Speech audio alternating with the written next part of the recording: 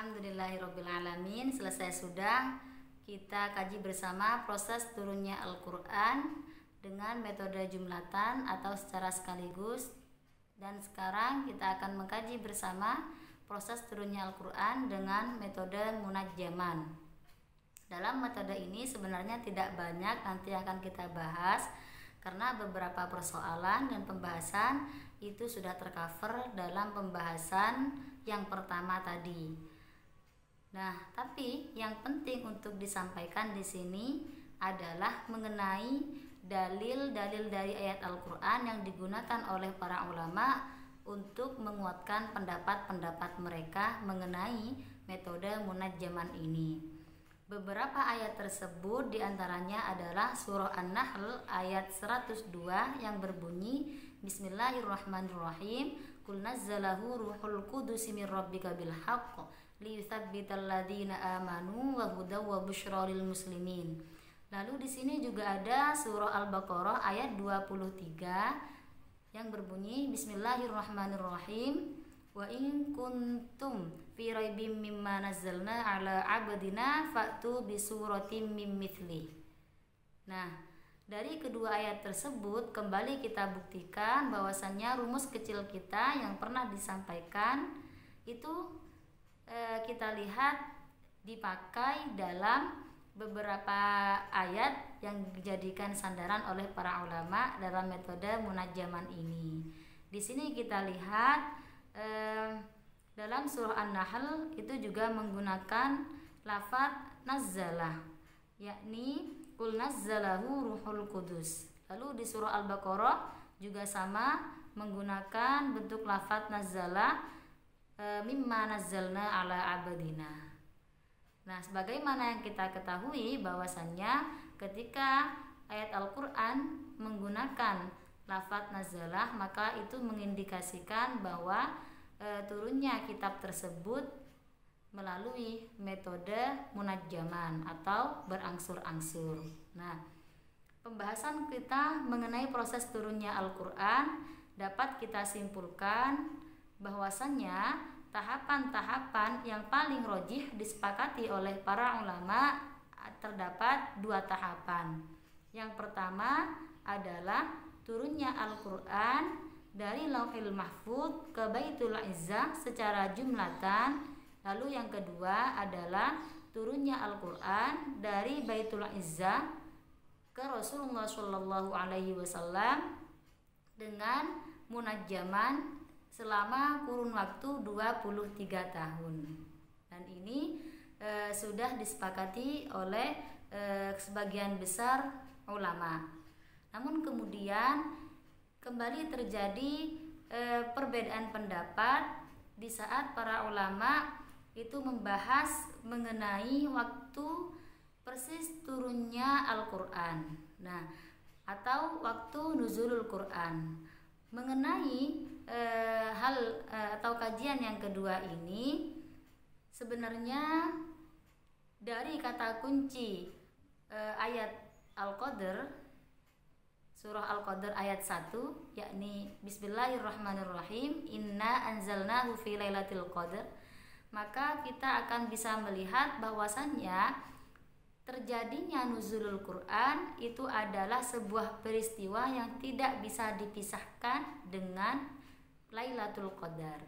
Maka jika kita ingin melihat waktu turunnya nuzulul Quran, maka juga kita harus mengkaji waktu terjadinya Lailatul Qadar. Dan pembahasan mengenai Lailatul Qadar ini nantinya akan disampaikan dalam kajian selanjutnya.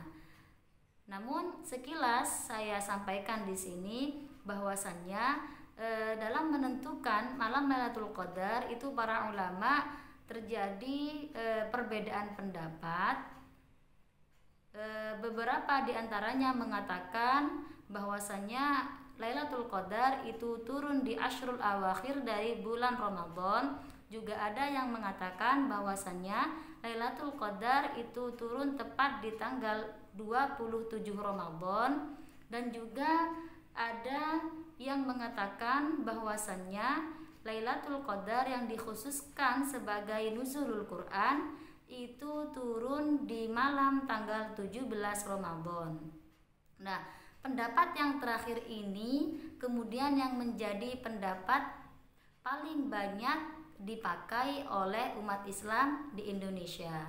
Dengan dalam tataran realita kita lihat tetangga-tetangga kita, masyarakat Indonesia itu banyak memperingati malam nuzulul Quran itu pada tanggal 17 Ramadan. Nah, pendapat ini ternyata disandarkan pada sebuah ayat yang dikaitkan pada ayat yang lain, yakni surah Al-Qadar ayat 1 itu dinilai ada keterkaitan erat dengan surah Al-Anfal ayat 41 yang dalam penggalannya itu berbunyi Bismillahirrahmanirrahim, in kuntum amantum billahi wa ma anzalna ala abdina yaumal furqani yaumal taqal jam'an. Yaumal furqan itu maksudnya harinya Furqan. Furqan itu adalah nama lain dari Al-Quran, dan dengan begitu diikuti dengan kata selanjutnya yaumal taqal jam'an, hari di mana bertemunya dua pasukan. Yaumal taqal jam'an ini telah disepakati oleh para ulama sebagai peristiwa terjadinya perang Badar.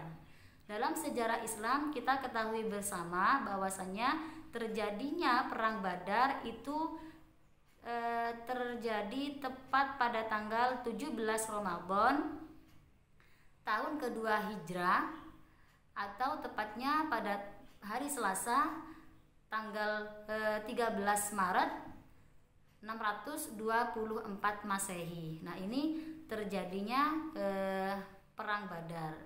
Dan kembali saya sampaikan pendapat yang mengatakan bahwasanya nuzul Quran itu terjadi pada tanggal 17 Ramadan itu menyandarkan pendapatnya pada dalil Al-Quran ini dari surah Al-Anfal ayat 41 ini. Nah, sesuai yang kita ketahui bahwasannya di Indonesia itu terjadinya nuzul Quran dianggap terjadi pada tanggal 17 Ramadan itu sebenarnya ada kronologisnya, bahwasannya suatu ketika presiden pertama kita yakni Insinyur Soekarno itu pernah mendapatkan saran dari seorang ulama yakni Buya Hamka yang mengatakan bahwasannya baik kiranya kalau kita memperingati nuzulul Quran itu pada tanggal 17 Ramadan yang bertepatan juga tanggalnya sama dengan tanggal kemerdekaan kita yakni 17 Agustus.